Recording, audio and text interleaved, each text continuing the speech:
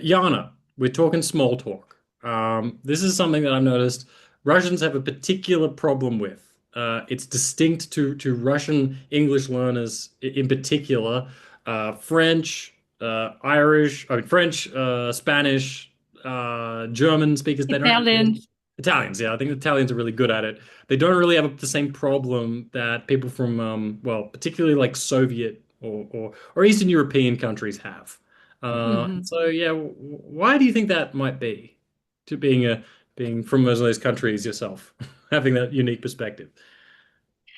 The difficult thing here is that I either have none answers to this, like simply I don't know.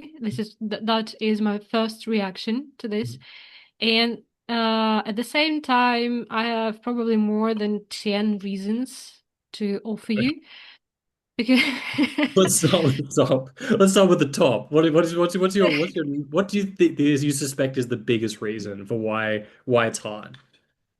toughness. Yeah. I think that we are trying to be tough, and we are actually not.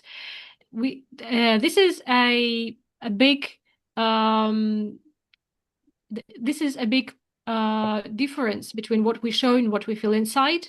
Mhm. Because most of the Russians are very friendly, open people, and we like to communicate with others, and we like sharing ideas, and so on, and we like meeting new people, making friends, and we are pretty good at that. But when it comes to speaking to a random stranger, we simply don't have the structures that we need. And probably we have this fear of looking weak by smiling or Mhm. something like that. And probably that comes from the Soviet times, Possible. you see? I think that the kind of that's the thing you pointed you touched on. I think that's really crucial. It's like I feel like with that with Russian people, Russian people have a bad reputation for being cold or very hard to make friends with. But actually, that's not true. It's you can make friends with Russians very easily. You know, if you just show them any kind of goodwill, they will smile and be very generous with you, and you become your best Call friend, you, their best friend for life. call you my brother. You Yeah. my brother. Yeah, brat. Immediately. 10 minutes in talking to someone, I'm brat. My brother. Yeah. Yeah, I think that that's kind of the thing that you kind of there's a very big filter, I think. You're either a stranger to someone or you're their friend. And I Mhm. think in English we don't have that same distinction. A lot of people kind of fit into there's a gray area, and that's where sort of small talk fits into that. It's Mhm. trying to kind of remain polite with someone, but not actually sort of doesn't really mean you're earnestly interested in, getting involved in their life. Yeah. So yeah, that's kind of the thing we're touching on today. We've got some tips and some hints. Do you have any suggestions on ways that you can make small talk easier for your Russian teaching audience? Russian English learning Unfortunately, audience, I should say. yeah. I'm afraid that this thing, I mean, the small talk, while being quite natural to native speakers, is absolutely artificial for Russians, Yeah, and you need to learn it the hard way, I'm afraid, so that the only thing is to give people ready-made constructions because we don't have them in the Russian language, mhm. and so that you can show how you can play with it, and uh like what is it, like ping pong, Yeah. to That's to make it sound like ping pong, just to involve, first of all, we don't have this constructions, and we don't have the structures that you can involve a person into a conversation with, that's like for example tech questions, yeah. right? We have something like that, but we don't really use them as often as you do. It's like, involving a person into a conversation by asking, aren't you? Isn't it? Don't we? And so on. We don't have that. So that means that you need to ask, and you, and this is a very stupid conversation, where it's going to start, when it comes to this, to asking like, and you, and what about you? It Mm. doesn't sound, it sounds actually quite a bit of intrusive, probably, because we are always trying to balance, we don't know what question we are allowed to ask, Yeah. not making the person feel um, invaded by us Yeah. or attacked, and so that we are like, ask it, and I don't know what else to ask. And in the end, you're just standing there in the awkward silence, smiling to each other in a very stupid way, I think that's one of the knowing, problems. You kind of go to you're like, oh, you're getting to know me as a friend, so I will ask you kind of more personal questions, and that's a big no-no, I think, for small yeah, talk. Like one of the things is actually, and I think that this is kind of gets me in trouble actually, is in with Russians is they talk directly. A lot of the time they ask me how old I am, actually, especially because mhm, I'm walking around with my baby. And I guess the people are curious, like, oh, like you look like a young dad, maybe. Hopefully they think that. And it kind of gets to me in this thing where for me that's a really impolite question to ask, especially depending on who you, especially asking young women how old they are. Is you really like, especially if that's one of your first questions leading into a conversation, can yeah be land you in a lot of hot water. Also asking direct things like I guess like uh, Russian people are a lot less withholding about how much money they make. I think that this is a mhm, thing too. Like so yeah, it's kind of as you said, it's like learning. You have to learn the hard way. You have to learn like the social taboos, kind of like where you don't go. And second of all, yeah, you mentioned that thing of like the ping pong question, the ping pong like dynamic, which is where you're kind of you don't want to answer a question in too much detail, but yeah, in too much, you can't be too short either.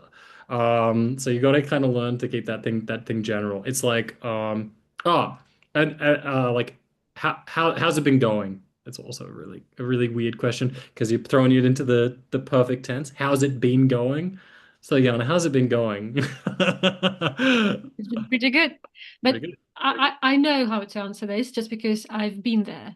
Mhm. Yeah, I've heard it, I've been there, and I've witnessed native speakers speaking like that. And I'm like, okay, so everything that you can do, I think, is to mimic and to just do the same and try to absorb it and just use it in your speech. And this is the best way, and probably the only, I'm afraid.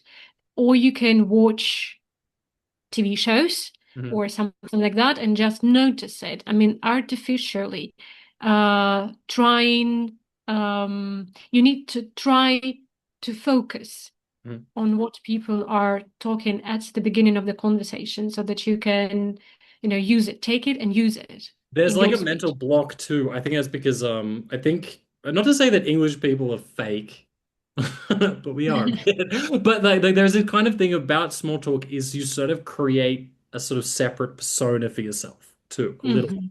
Kind of create a person like a third person that's not really you, but is like a polite, like pretend Version. version of yourself. And they provide simple, straightforward answers, and that you're kind of also using it to sort of like inquire about the other person's life as well. Yeah. It's more about like every answer. That's a good way of small talk.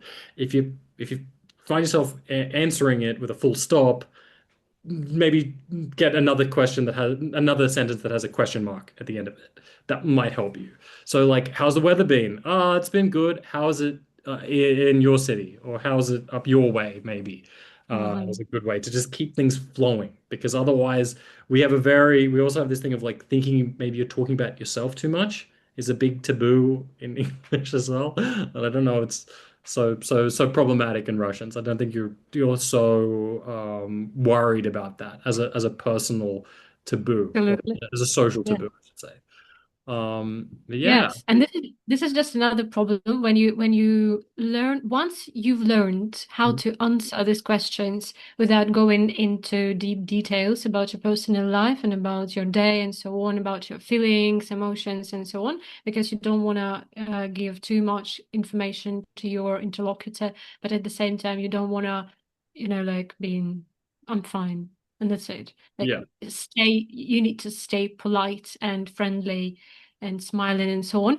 Uh, there is just a new level that you're stepping on is to find the right constructions to ask uh, to ask another question in return Hmm. and Yeah. how to, link everything together so that it flows naturally and it doesn't feel like you're like playing Tetris. It's hello, yes, I'm good, and you, Yeah. You and it, try and find your question. Your questions have to kind of relate to the question that you've been asked to. To find just yeah, like random stuff, it does feel like it feels like you're searching to make small talk. Like it does feel more artificial in that way. Yeah, it's a dance. It's a very subtle dance. I feel like that we've learned a lot in English, and I guess it's not such a practice skill in Russian.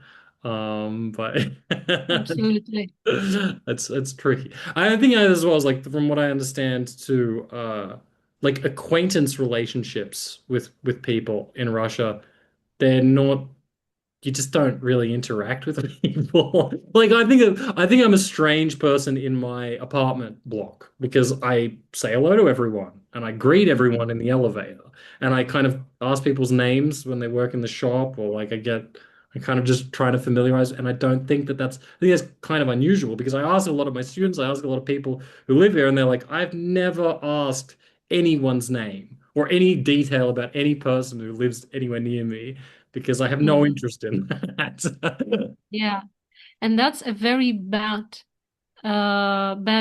attitude, I think, because if something happens, you don't know you don't even know the name of the person who is living next door. But I can explain this. Um it it didn't used to be this way. Yeah. Used to be quite close to our neighbors, and we used to communicate a lot, and we used to leave our keys to our neighbors when we were away on a holiday and so on.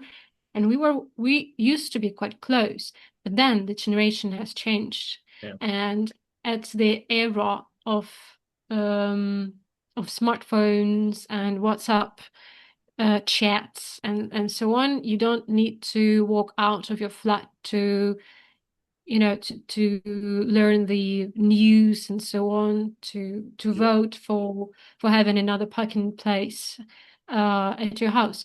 So you don't need to communicate, and you don't need to go outside for that. Hmm. And Yeah. you don't need to face people in reality. So that's why it's kind of, yeah, people have become more personalized, probably. They would like Hmm. to see Become their very lives. insular, I guess. They're very insulated from the outside, Yeah, so they don't need to. isolate. Yeah, it's kind of well. That's kind of what I mean. For me, when I think of using small talk, and one of the reasons why I do talk to people in my apartment block is I think of it as having a purpose, and I think that one of those purposes is kind of security. Like I feel like knowing your Hmm. neighbors, knowing who everyone is, kind of having little details about everyone's life is going to help you because it means that like they're kind of looking out for you, you're looking out for them, sort of.